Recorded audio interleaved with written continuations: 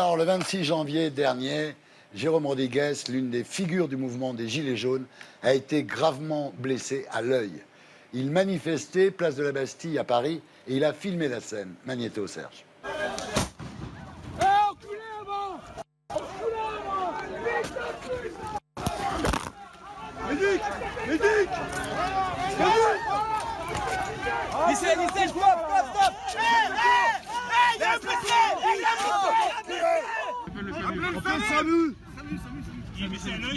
Ah, il a crevé l'œil, là il est éclaté.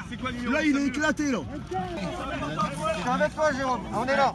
Je verse de l'eau sur ton œil, d'accord? Préviens-le. Je verse de l'œil. Retourne le live, il dit qu'il a été blessé, putain. Dis qu'il a été blessé là. Voilà, cette semaine, Jérôme Rodriguez a annoncé avoir définitivement perdu son œil. La République aveuglée, Raquel, c'est votre une. Vous avez 1 minute et 2 secondes. La République est aveugle, ou plutôt l'État est aveugle, ou plutôt M. Macron et M. Castaner sont aveugles, parce qu'ils ne veulent pas voir la réalité de ce que subissent aujourd'hui les manifestants gilets jaunes. Et où, au début du mouvement, quand on les alertait, ils disaient « mais les manifestations ne sont pas déclarées, donc quiconque va dans une manif non déclarée doit bien s'attendre à être victime de répression ». Mais cela fait 5 samedis que les manifestations sont désormais déclarées. Et dans les images absolument insupportables que l'on vient de voir, Jérôme Rodriguez est dans une manifestation qui est déclarée. Il est dans une circonstance qui est absolument pacifique. Rien ne justifie qu'il ait perdu un œil. On a entendu parler sur tous les tons, combien de fois, d'un tel ou un tel qui a agressé un policier. Bien sûr, mais ce ne sont pas eux qui ont les mains arrachées ou les yeux borgnés. Donc je dis au gouvernement, ouvrez les yeux, ça suffit, parce que la République, elle est debout et elle vous parle, et on va l'entendre par la voix très digne de Jérôme Rodriguez. Et voilà, pour continuer à en parler, j'accueille Jérôme Rodriguez.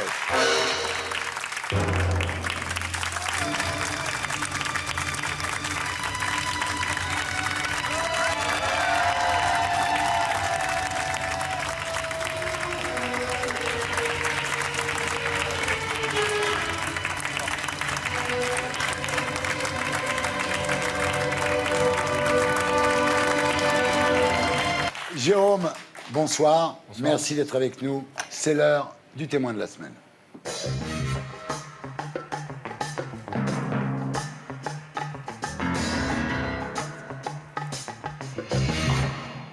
Alors bonsoir Jérôme Rodriguez.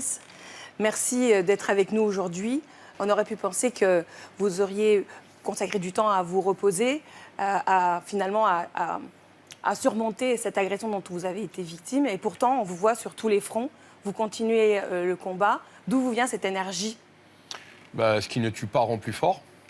Et qu'à un moment donné, quand on a des convictions et qu'on se met dans un combat, on se doit d'aller au bout.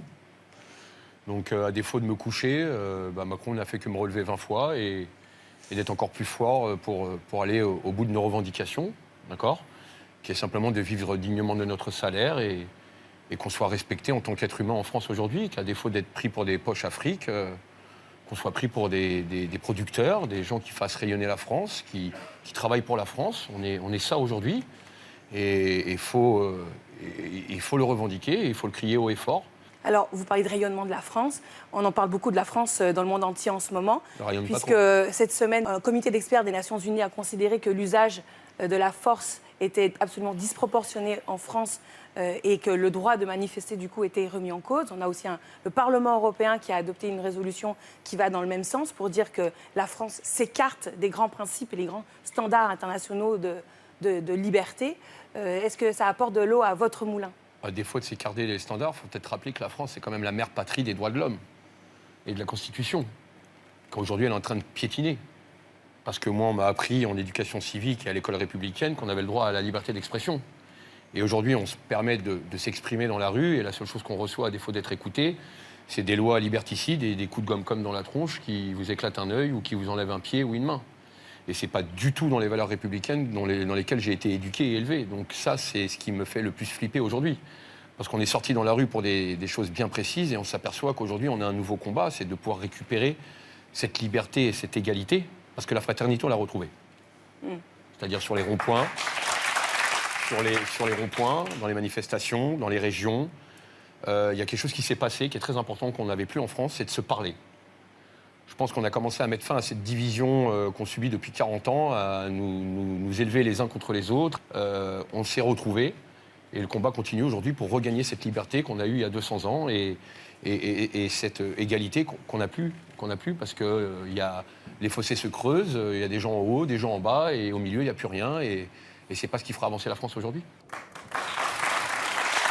Monia, Jérôme Rodriguez, cette semaine est sortie l'expertise menée par la police des polices. Et ils ont expertisé le projectile qui a été donné par votre avocat. Et en fait, via cette expertise, on apprend que le sang sur ce projectile n'est pas le vôtre. Alors moi, ma première question, c'était qu'avez-vous ressenti quand vous avez appris le résultat de cette expertise? Et deux, est-ce qu'on arrive à identifier, est-ce qu'on sait ce qui vous a blessé finalement? Moi, je ne suis pas au courant. Ah, vous n'êtes pas au courant? Non. C'est une information qui a transpiré dans la presse. Je ne suis même pas au courant. On vous l'a pas dit? Ni même mon avocat, ni moi-même. On vous a rien envoyé ni à votre avocat ni à vous? C'est même pas j'ai allumé la télé, c'est Jérôme regarde la télé, on parle de la balle. Mais c'est dans toute la presse. Ben oui. Eh bien, il y a eu. vous pensez que c'est une fake news?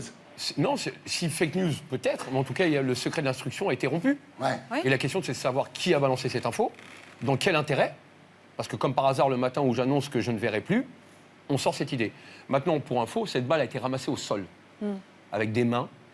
Ça n'a pas été fait par de la police scientifique. Donc, de toute façon, cette preuve était souillée. Moi, je n'avais aucune confiance en cette preuve à l'origine, puis elle était dans un sac de viennoiserie. Donc, comme on le sait, quand on regarde les séries américaines, la trace est déjà souillée. Mais c'est surtout pourquoi cette info est balancée, qui la balance et dans quel intérêt. Très bien, Natacha. Vous avez dit tout à l'heure quelque chose de très important. Vous avez rappelé qu'au départ, ce mouvement, c'est un mouvement de gens qui veulent vivre dignement de leur travail. Et vous avez dit aussi que vous vouliez être reconnus comme des gens qui produisent, qui enrichissent la France. Est-ce que la manifestation, c'est le meilleur moyen ou est-ce que vous envisagez d'autres choses ? Je ne sais pas. Certains cherchent à s'engager en politique, à faire des listes.